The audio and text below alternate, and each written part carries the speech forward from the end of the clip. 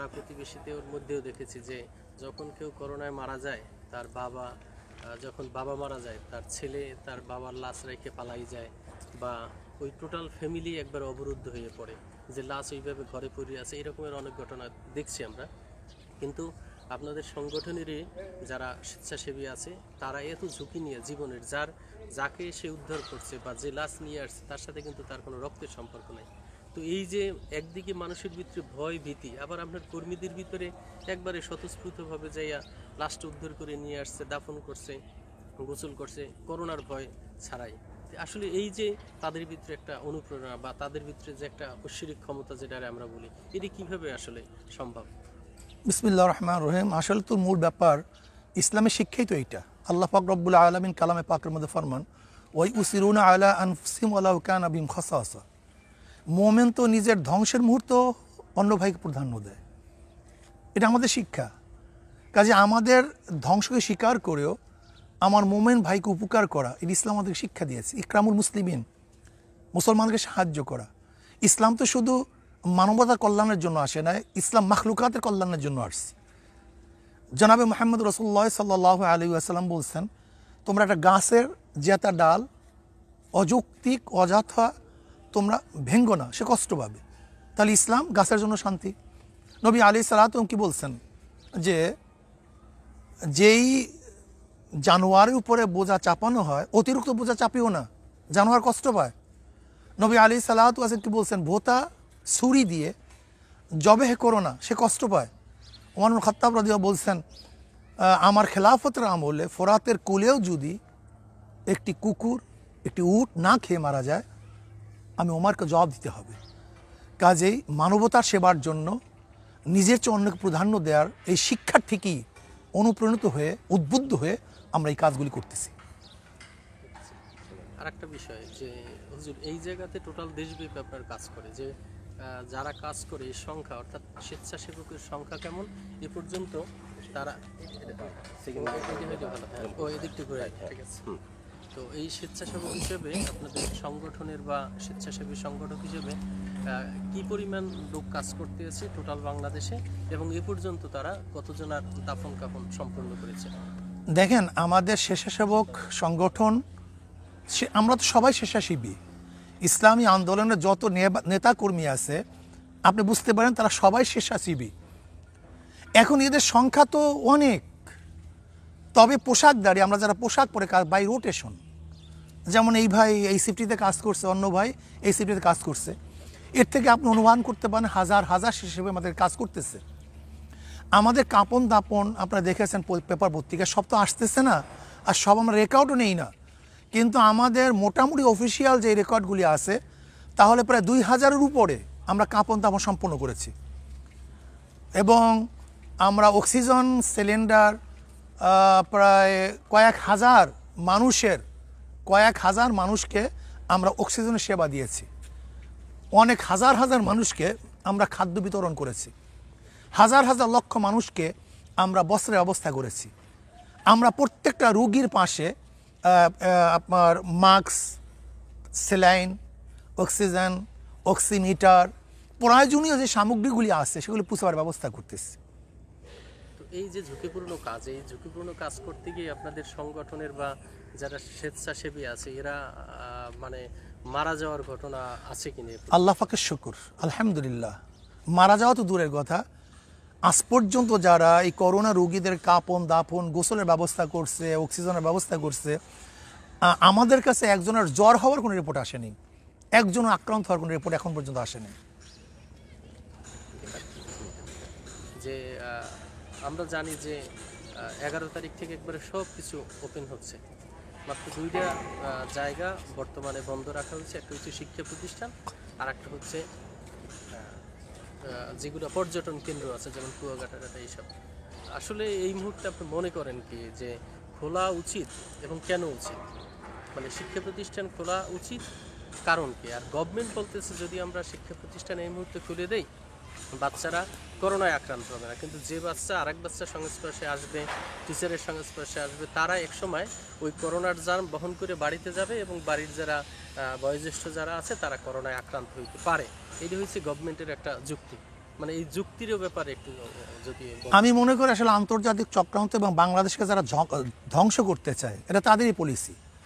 দেখেন রোডে ঘাটে কোনো জায়গায় করোনা নেই, খেলার ময়দানে করোনা নেই, পোলাপানের আড্ডার জায়গায় করোনা নেই, গাজার আসরে করোনা নেই, বারের মধ্যে করোনা নেই, আপনি দেখেছেন গার্মেন্টসের মধ্যে করোনা নেই। সব জায়গায় স্বাস্থ্যবিধি মেনে যদি চলতে পারে, তাহলে যেখানে ছাত্র এবং শিক্ষক সবচেয়ে বেশি স্বাস্থ্যবিধি মেনে চলার মতো আদর্শ শিক্ষা তারাই পেয়েছে, সেখানে তো স্বাস্থ্যবিধি মেনে আরও চলার এবং খুলে দেওয়ার যৌক্তিকতা বেশি ছিল। কিন্তু দেখা যায় সেখানে খুলতেছে না কেন? আসলে এইটা কোনো যুক্তি না। মূল যুক্তি হলো এই, যেই ছাত্র বাহিরে বের হতে পারে, যেই ছাত্র খেলতে যেতে পারে, সেখানে সংক্রমণ হয় না, ওই ছাত্র প্রতিষ্ঠানে গেলে সংক্রমণ হবে কেন? এই যুক্তি তো তখন খাটতো যদি ছাত্র কোনো জায়গায় বের না হইতো, ঘর থেকে যদি বের না হইতো তাহলে ওই যুক্তি ছিল। কিন্তু সে বের হচ্ছে, তাহলে প্রতিষ্ঠানে গেলে সে করোনা আক্রান্ত হবে কেন? আসলে করোনা আক্রান্ত হবে না, এই জন্য প্রতিষ্ঠান বন্ধ করা হয় নাই, বরং এই জাতিকে মূর্খ বানাবার জন্য এই চক্রান্ত চলতেছে। আপনি কি দেখেছেন আগামী 20 বছর পরে এই ক্যাডাররা যখন দেশ চালাবে, এটা তো জানিই না তাই দেশের অবস্থা কি হবে। কাজে আমি মনে করি এই খোরা যুক্তির মাধ্যমে দেশকে ধ্বংস করার চক্রান্ত চলতেছে। এই খোরা যুক্তির মাধ্যমে প্রতিষ্ঠান বন্ধ করার কোনো যুক্তি আমি দেখি না। বরং ছাত্র কাকে বলা হয়? যারা ছাতার মধ্যে চলে তাদেরকে তো ছাত্র বলা হয়। আগে গুরুজনের কাছে ছাতা মুড়া দিয়ে যারা যেত, সেখান থেকে ছাত্রদেরকে ছাত্র বলা হয়। তাহলে ছাত্ররা বেশি কমান্ড ফলো করে যদি টেবিলের 2 কর্নারে ছাত্ররা বসতো, মাস্ক পরিধান করে বসতো, যদি তাদেরকে বলা হলে পিপি পরিয়ে আসো, এই নির্দেশ তারাই মানত। আমরা দেখি না টেস্ট স্বরূপ যে আমাদের নির্দেশ মানে কি মানে না, আমরা খুলে দেখি, যদি না মানে তখন আবার বন্ধ করে দেব, যদি মানে তাহলে সেটা আগে খোলা উচিত, অন্য সব বন্ধ করেও আগে প্রতিষ্ঠান খোলা উচিত। আমি মনে করি একটা মূর্খ জাতি সৃষ্টির চেয়ে করোনায় মৃত্যুবরণ করা অনেক বেশি শ্রেয়।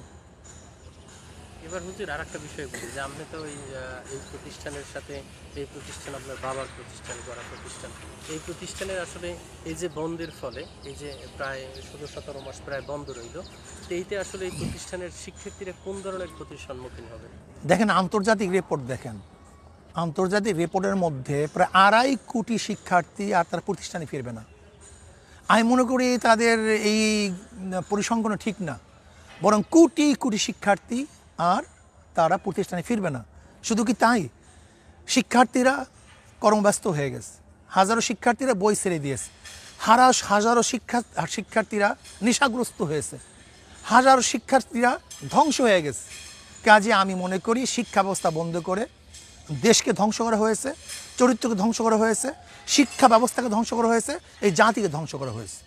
কাজেই জলদি জলদি সরকারকে বলবো, অনুরোধ করব, কোনো যুক্তি না, যুক্তিবিহীন জলদি করে আপনি শিক্ষা প্রতিষ্ঠান খুলে দেন, সব কিছু বন্ধ করেন, স্বাস্থ্যবিধি রক্ষা করে আগে প্রতিষ্ঠান খুলে দেন। এইটাই সরকার এখন সবচেয়ে বড় কাজ এবং এইটাই তাদের করা উচিত। এবার ওই যে আমরা যেটা দেখছি যে অনেকেই বলছে যে আসলে এই যে করোনা বলেন, মহামারী বলেন, সবই আল্লাহর দেয়া দান। আল্লাহ যখন আসলে বান্দাদের উপর খুব রাগান্বিত হয় বা তাদের কার্যক্রমে অতিষ্ঠ বা কার্যক্রম তার খুব অপছন্দের হয়, তখন এই ধরনের বালা দেয়। এবং আল্লাহ, অনেকে বলে আল্লাহ দিয়েছে আল্লাহই নেবে। আসলে ধর্মীয় ব্যাখ্যাকে এই যে করোনার ব্যাপারে মানে ইসলাম ধর্মে বা এই যে কোরআন হাদিসে আসলে কি উল্লেখ আছে? আচ্ছা দেখেন, কোরআনের মধ্যে আসছে স্থল এবং জলের মধ্যে যা কিছু হয় সবই আমাদের হাতের কামাই, সবই আমাদের হাতের কামাই। নবী আলী সাল্লাল্লাহু আলাইহি ওয়াসাল্লাম বলছেন এমন এক সময় আসবে যে বালা মুসিবত এমনভাবে চেপে বসবে যেরকম তসবি রশি ছিঁড়ে গেলে একের পর এক দানা পড়তে থাকে বিরামহীনভাবে, এরকমভাবে আমাদের উপর গজব এবং আযাব আসতে থাকবে। তার মানে এই নয় যে গজব আযাব আসবে এই প্রতিকারের জন্য চেষ্টা করব না, এটা ঠিক না। বরং আল্লাহ দিবে ঠিকই, কিন্তু প্রতিকারের ব্যবস্থা আমাদেরকে করতে হবে, এটা সুন্নাত। যেমন রোগ দিবে আল্লাহ, ঔষধ খাওয়া সুন্নাত, বিপদ দিবে আল্লাহ, এর থেকে বাঁচার জন্য চেষ্টা করা সুন্নাত। কাজে আল্লাহ দিবেন কথা ঠিকই আছে, কিন্তু এর ব্যবস্থা, প্রতিকারের ব্যবস্থা করা এইটাও সুন্নাত। এইটা যদি আমরা না করি তাহলে সুন্নাতের খেলাফ হবে। বর্তমান যে রাজনৈতিক সিচুয়েশন যেটা আছে, এই যে গ্রেপ্তারের ঘটনা, অনেক কিছু আমরা কম বেশি জানি যে আসলে একজনের পর একজন গ্রেপ্তার হইতেছে। আসলে ভিতরের যে রাজনীতিটা, আসলে ভিতরের রাজনীতিটা কি? আসলে দেখেন, রাত্রের রানীরা ধরা পড়ছে, কিন্তু দিনের রাজারা কোথায়?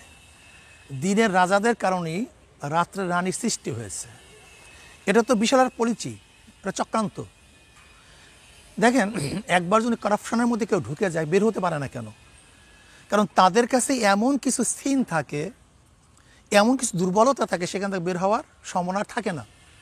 ঠিক তদ্রূপ আমি মনে করি আন্তর্জাতিক চক্রান্ত, খাস করে আমাদের আমলাদের মধ্যে, এই দেশের যারা রাজনীতিবিদ তাদের মধ্যে এমন কিছু সেনাফ সিনারি তারা নিয়ে নিয়েছে এই সমস্ত নর্তকীদের মাধ্যমে, যে সমস্ত সিনারিগুলি তাদের কাছে মজুদ আছে। যখনই কিছু করতে যায় ভারতের বিরুদ্ধে বা আমাদের দেশের শত্রুর বিরুদ্ধে, মানবতার বিরুদ্ধে কেউ কিছু করতে যায়, তখনই বলে এই যে দেখো, কথা বলবা তো তোমার সব কিছু ফাঁস করে দেব। আমি মনে করি এটা আন্তর্জাতিক চক্রান্ত, খাস করে রয়ের একটা কৌশল। রয়গুলি সৃষ্টি করছে, রয় প্রকাশ করতেছে। চোখে দেখি না, যেটা আসলে ইন্টারন্যাশনালি যে মানে একটা দেশের সাথে আর একটা দেশের যে সম্পর্কের বিষয়টা থাকে। তো এক্ষেত্রে কি হচ্ছে এই যে গ্রেপ্তারের বিষয়গুলো? আসলে দেখেন, আমাদের বাংলাদেশের রাজনীতিকে কন্ট্রোল করে সেই প্রশ্ন সবার মধ্যেই। আসলেই কি আওয়ামী লীগ রাজনীতি কন্ট্রোল করে? আসলেই কি প্রাইম মিনিস্টার শেখ হাসিনা সব কিছু পারে? এই প্রশ্ন কিন্তু সবার মধ্যে আছে, চাপা প্রশ্ন। হয়তো কেউ প্রকাশ করে, কেউ প্রকাশ করে না। আজকে গ্রেপ্তার হচ্ছে যারা, আজকে রাত্রে রানীরা গ্রেপ্তার হচ্ছে, এরা কি একদিনে রানী হয়েছে? গোয়েন্দা রজনদারি কি এরা ছিল না? ডিবি এদের অবস্থা জানতো না? আজকে র্যাব বক্তৃতা করে, আগে র্যাব কোথায় ছিল?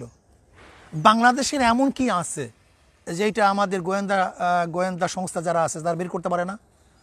সব কিছু নকদর্পণে। আসলে ব্যাপারটা হলো এই, সব কিছু আগের থেকেই জানতো, কিন্তু আমাদের যারা শত্রু দেশ আছে, আমাদের যারা শত্রু আছে, যারা আমাদের দেশকে কন্ট্রোল করে, তারা যখন প্রকাশ করতে যেটা বলে তখন তার প্রকাশ করে, যেটা গোপন করতে বলে তার গোপন করে। এই খেলা তো আমাদের কাছে না, এ তো অন্য জায়গায়। যেরকম আগে ছোটোবেলা আমরা রাক্ষসের কেসা শুনছি, বলে আমার রুহু তো এখানে না, আমার রুহু তো ওই কূপের মধ্যে, বাটার মধ্যে সেই একটা ভোমর আছে, সেই ভোমরের মধ্যে আমার জীবন। ঠিক আমরাও মনে করি আমাদের দেশের পলিসি মেকিং, আমাদের দেশ পরিচালনা, এটা তো আমাদের দেশে না, ওই দিল্লির মধ্যে, সেই গুহার মধ্যে, সেখান থেকে এখানে আসে, সেখান থেকে পরিচালিত হয়। কখন কোনটা আপগ্রেড দেবে, কখন নির্দেশ আসবে, কাকে গ্রেফতার করতে হবে, কাকে প্রকাশ করতে হবে, কাকে ধরতে হবে, কাকে ভীতি সৃষ্টি করতে হবে, এটা তো আমাদের দেশের কাজ না, এটা বহির্বিশ্বের কাজ। যখন ইশারা আসে তখন তাকে গ্রেফতার করে, যখন বন্ধ করতে বলে তখন বন্ধ করে দেয়। আমি মনে করি যারা এই সমস্ত রাত্রের রানীদেরকে সৃষ্টি করেছে, যাদের সামনে গোয়েন্দা সংস্থা থাকা সত্ত্বেও এরা সৃষ্টি হয়েছে, তারাই সবচেয়ে বড় দোষী। এটা সরকার ব্যর্থ, সম্পূর্ণ ব্যর্থ। কাজে আমি মনে করি আদর্শ এবং নীতি বহির্ভূত কোনো সরকারের মাধ্যমে এটা কোনোদিন কন্ট্রোল হওয়া সম্ভব না। কারণ যতদিন পর্যন্ত ইসলাম ও মুসলমান আদর্শ এবং নীতিওয়ালা কোনো শাসক এদেশে না আসবে, ততদিন পর্যন্ত এইগুলি বন্ধ করা সম্ভব না। এই বার বন্ধ করা সম্ভব না, ইয়াবা বন্ধ করা সম্ভব না, রাতে নর্তকীদেরকে ড্যান্স গান থেকে ফেরানো সম্ভব না, অবৈধ কাজে, অনৈতিক কাজে ব্যস্ত হওয়া কোনোদিন সম্ভব না, তাদেরকে বারণ করা সম্ভব না।